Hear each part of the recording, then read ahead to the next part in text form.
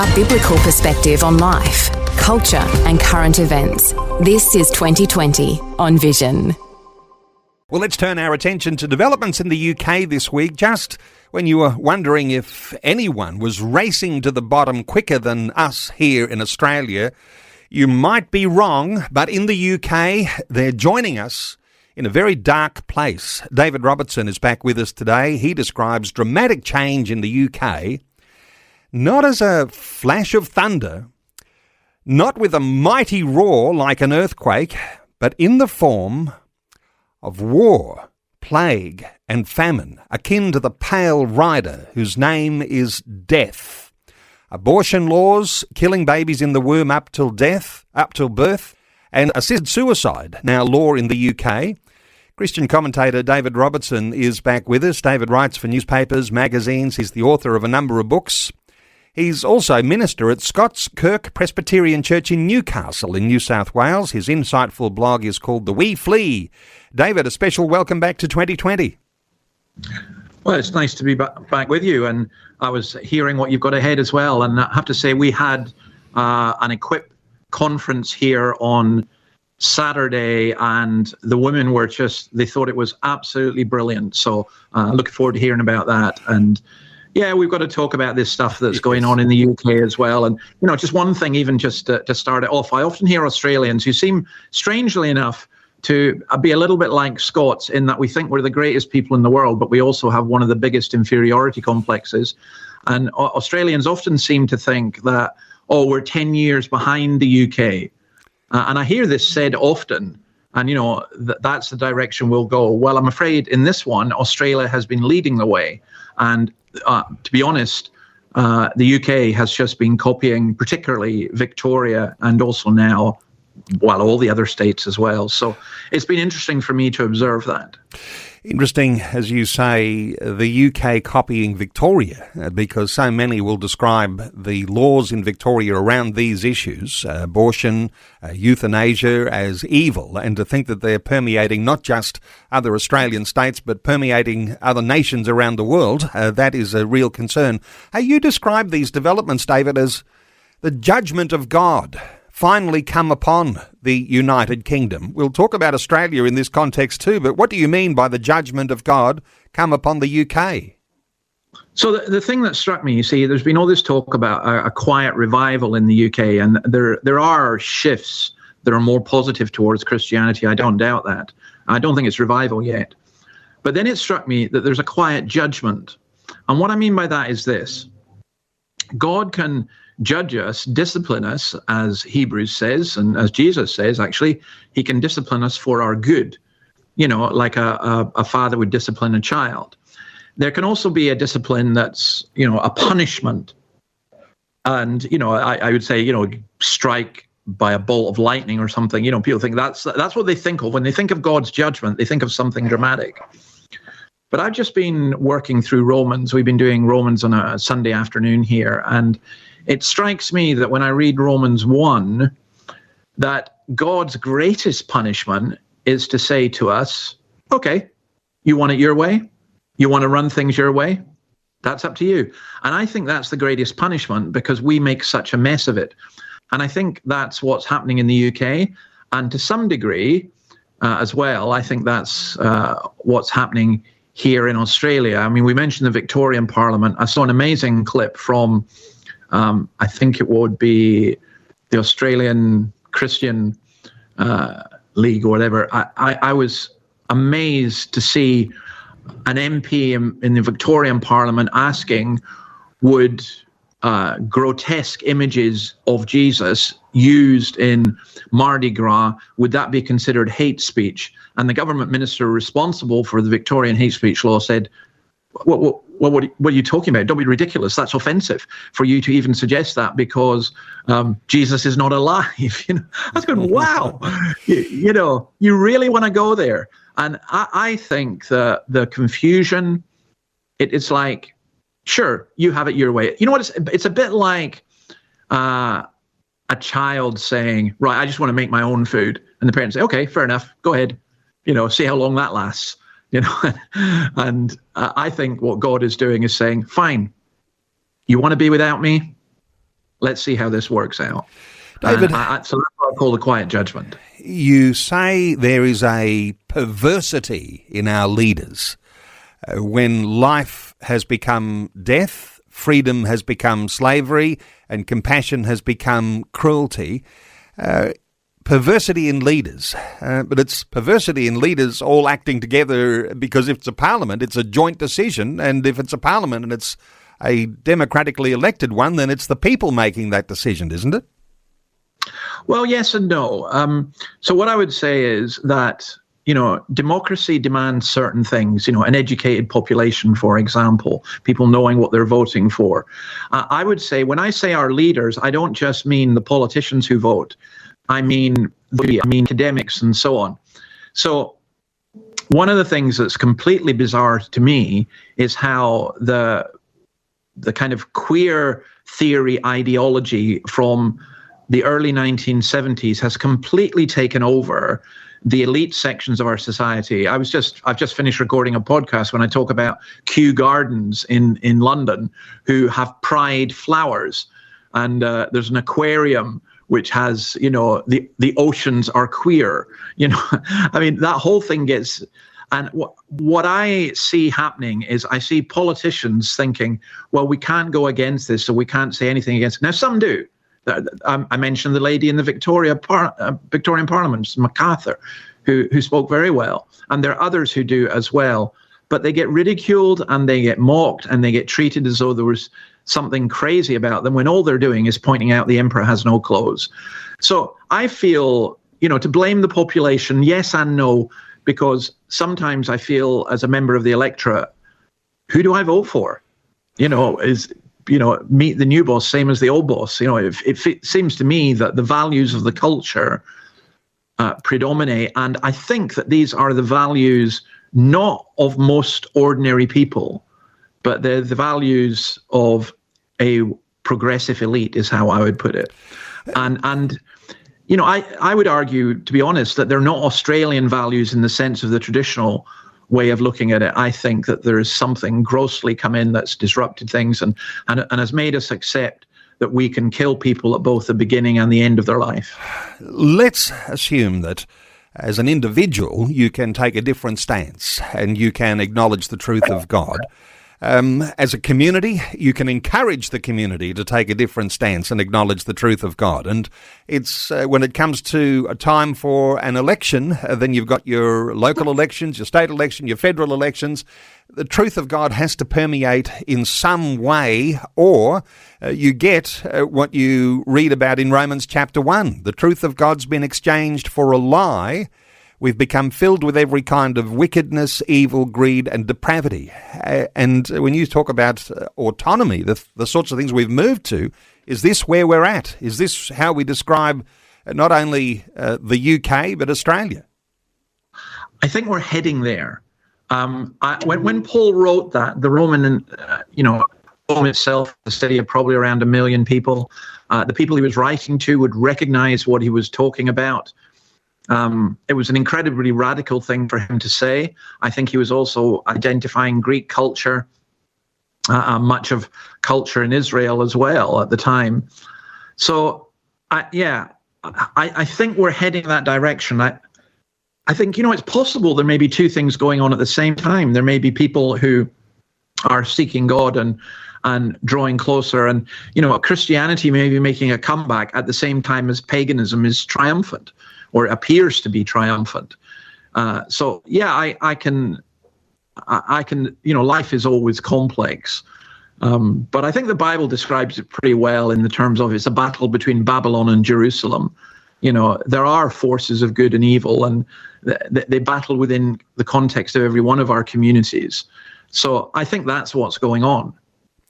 So the Bible isn't changing anytime soon, unless it's somehow rather hijacked by some sort of digital way of altering it. But the Bible and those truth sentiments are never going to be changing. But the terminology changes, doesn't it? The way we think about abortion as reproductive rights, or as we think about the issue around euthanasia, I note that in your latest article, you're saying it's not assisted dying, it's assisted suicide and therefore state-sponsored killing. We can't lose sight of reality. You've got to be able to get your terminology right, haven't you? And something, I guess, here for a Christian believer to appreciate, that we need to make sure that we're reflecting a biblical value of what life is and what death is. Yeah, so this is what I keep saying. We need to be very, very careful about language and how language is used. Remember, the devil first tempted Eve by using language to lie about God.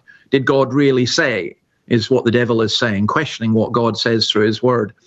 I think it's interesting that, yes, people do keep trying to change the Bible. They never succeed because we have the Word of God, and it's wonderful that it was preserved through Roman times and all the cults and heresies then. And it's as heaven and earth will pass away, but His words will never pass away. And I think we can be really assured of that. But you're right about the use of language. So the assisted dying one was a really interesting one. Euthanasia was called euthanasia, but people didn't like it because Hitler was associated with it. So they called it assisted suicide. Still didn't sound too nice. So now we call it assisted dying. But I believe in assisted dying. Assisted dying is, when somebody you love, you yourself, you're dying, you're in pain, and you're given care, palliative care, and it assists you as you're dying. People assist you as you're dying. My daughter is a nurse. She assists people as they're dying.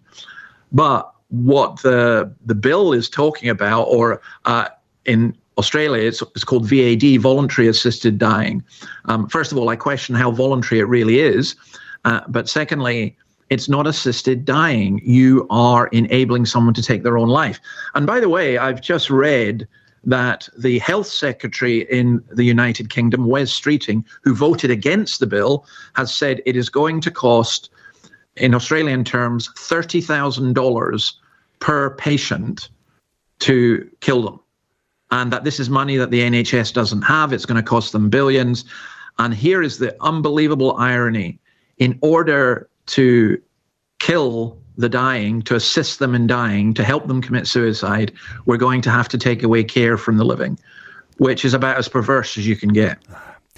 David, how far can this go?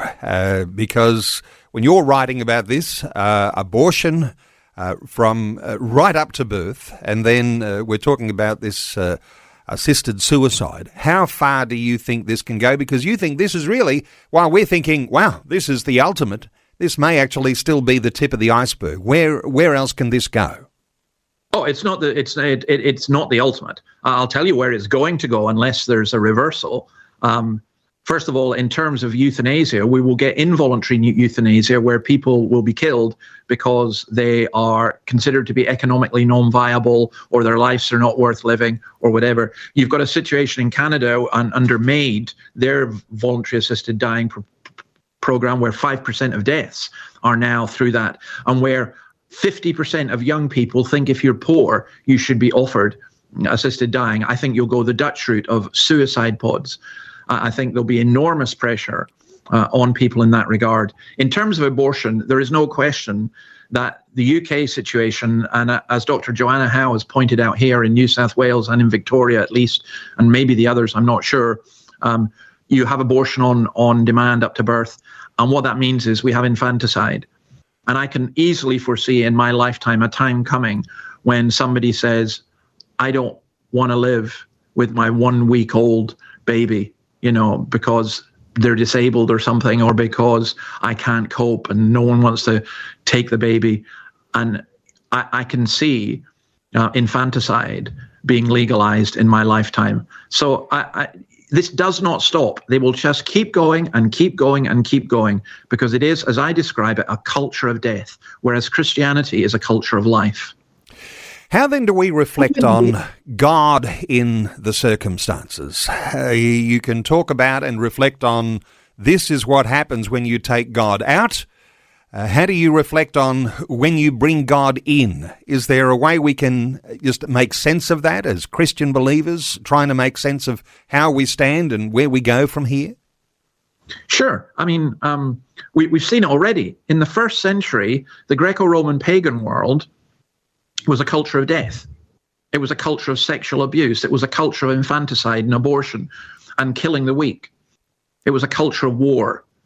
And it's into that culture that the gospel came and transformed things. Over a period of time, I would say that's exactly the same. I would say we are going from a culture of life to a culture of death. But Christians need not despair, because it was in that culture of death that the gospel first progressed and developed, and it can do so again. So our answer to all of this is not just to yell, this is wrong. Our answer is to proclaim Christ, to proclaim his beauty, to proclaim his life, and that we ourselves care for those who are sick. There's no point us complaining about, say, abortion, for example, and yet refusing to help, young teenage mums who are scared about having a child. There's no point in us going on about euthanasia and palliative care if we ourselves are not prepared to pay the taxes that would provide for that care, and so on. So I think we reject the culture of death by proclaiming the culture of life, and I think that's where the gospel comes in. A culture of death, in other words, something like a death cult. And it sounds harsh, but these things, just breaking news, you could say, from the UK, but they're already in our Australian law, and people have come to accept those. And David, people will say, well, I wake up each day and my life doesn't feel a whole lot different. Somehow or other, we've got to be able to appreciate and understand that these things are impacting every member of our family, whether it's our ageing parents or grandparents, or whether it might be the new generation that comes after our own children. We're all affected by this death cult, aren't we? Totally. So, and also no Christian should ever say, well, it doesn't directly affect me just now, so what do I care? Well, you should care. You should care about Auschwitz. You should care about the sick and the dying. That's what Christianity does. We look beyond ourselves. But having said that, there's also a motive in terms of ourselves. So as I've mentioned before, my mother is 90. She lives in the Scottish Highlands. With this euthanasia thing, for example, she could easily be pressurized. She could be told, if you have to go to a care home and then this has to be provided for and that has to be provided for, your inheritance is being taken away, you're going to die anyway. Why don't you just let us take your life, or take your own life with our help, and you will bless your family and help your family? And, that kind of pressure put on people is absolutely intolerable. I should also say that here in Australia, I've known people who work in situations, in institutions where VAD has been offered in the institution, and they talk about a blackness and a darkness that comes over the workforce and over the whole place. And I agree. And I think that this impacts our children. It impacts absolutely everything. And we are to go and be salt and light in the world. And I think that's what you're trying to do on the radio, is what I'm trying to do, even in talking to you and also in proclaiming the gospel here in Newcastle. And, may God honor what we are trying to do. I'm sure he will, actually.